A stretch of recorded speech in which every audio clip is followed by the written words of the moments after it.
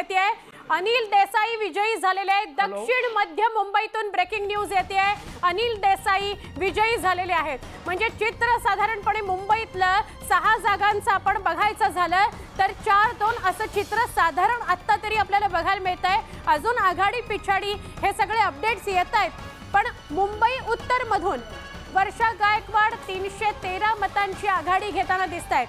वर्षा गायकवाड या आघाडीवर आहेत, उज्ज्वल निकम पिछाडीवर आहेत। अजून मोठी बातमी म्हणजे 4-2 इतकं असं पण चित्र मुंबईमध्ये राहत नाहीये।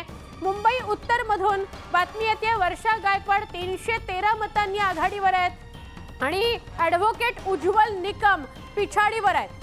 म्हणजे आत्ताची जर का ताजं चित्र मुंबईचं बघायचं ठरवलं आपण तर मुंबईमध्ये 6 जागा आहेत। ठाणे कल्याण धरून 8 जागा होतात।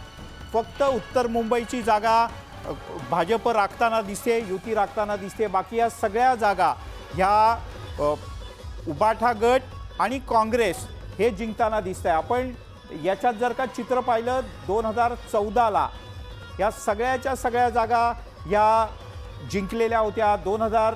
पुढच्या वर्षी 2019ला परत एकदा काय स्थिती होती आपल्या समोर आहे। आणि आत्ताची ताजी स्थिती या वर्षाची आत्ताचे जे निकाल अंतिम आत्ता हाती येत आहेत त्यानुसार वर्षा गायकवाड यांनी सुद्धा 300 मतांची आघाडी घेतली आणि फक्त 1 जागा महायुतीला मुंबईत मिळताना दिसते। आपल्याबरोबर संदीपजी आहेत। संदीपजी, जरी महाराष्ट्रामधलं चित्र म्हणजे तुम्ही तर मूळचे जळगावचे, कर्मभूमी आणि राहता सुद्धा तुम्ही मुंबईमध्ये, तर मुंबईतलं हे 6 जागांचं चित्र तुम्ही जेव्हा बघताय काय तुमची प्रतिक्रिया आहे? काय घडलं नेमकं? फारच स्वाभाविक आहे भाजपची ही जी परिस्थिती झालेली आहे, कारण त्याला ते स्वतःच आहेत। त्यांनी ज्या पद्धतीचं राजकारण महाराष्ट्राला दाखवलं गेल्या 5 वर्षामध्ये अत्यंत हीन दर्जाचं राजकारण या महाराष्ट्राला त्यांनी दाखवलेलं आहे। शिंदेंनी जे काही केलं आणि त्याचा मग उदोदो केला आणि मग त्याला पाठिंबा भाजपनं दिला। मग फडणवीस साहेब असो किंवा आपले अमितजी असो किंवा नरेंद्रजी असो, या सगळ्यांनी महाराष्ट्राला जे जे राजकारण त्यांनी दाखवायला नको होतं ते दाखवलं। त्याची किंमत ते आज चुकवतायत। आणि मी विश्वासजींना हे सांगू इच्छितो, नुसतं महाराष्ट्रानं तर तुम्हाला आरसा दाखवलेलाच आहे, पण देश सुद्धा दाखवतो आहे। आणि या उपर पुढे जाऊन मी एक पाऊल पुढे जाऊन म्हणीन, त्यांची माणसं येणाऱ्या 4-5 तासात त्यांना आरसा दाखवणार आहेत। ती कशी ती तुम्हाला सांगतो।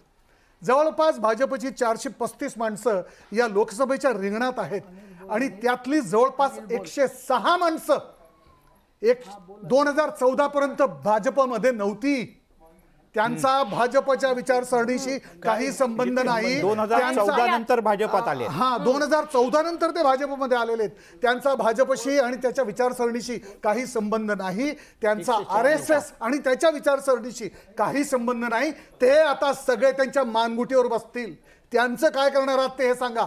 विश्वासरावांना आधी एक दुसरे प्रवक्ते होते श्रीकांतजी, त्यांना मी सांगू इच्छितो, अहो या 106 पैकी जवळपास 3-4 लोक मुख्यमंत्री होतील की काय अशी स्वप्न बघत होते आणि त्यांना ते मुख्यमंत्री करतील की काय या आशेने ते भाजपमध्ये आले होते। त्यांचं काय करणार आहात? महाराष्ट्रानं तर तुम्हाला आरसा दाखवलेलाच आहे आणि उरलेले 106 या 250 पैकी 106 तुम्हाला स्वतःला आरसा दाखवतील, हे विसरू नका। विश्वासजी, पण आता सरळ बोलू द्या, मध्ये कडे बोलू नका। होय होय, बघा, महाराष्ट्रामध्ये आम्हाला अपेक्षेप्रमाणे जागा मिळत नाहीये ही वस्तुस्थिती आहे। आम्ही मानतो, नम्रतेने मानतो। आम्ही EVM मशीनवर त्याचं ठिकरा पडणार नाही। आम्ही इलेक्शन कमिशनला काही म्हणणार नाही। आम्ही मानतो आणि पुढे परत जोमाने आम्ही निवडून देऊ ही भाग हे वस्तुस्थिती आहे। दुसरी वस्तुस्थिती अशी आहे की भारताच्या इतिहासामध्ये पहिल्यांदाच लागोपाठ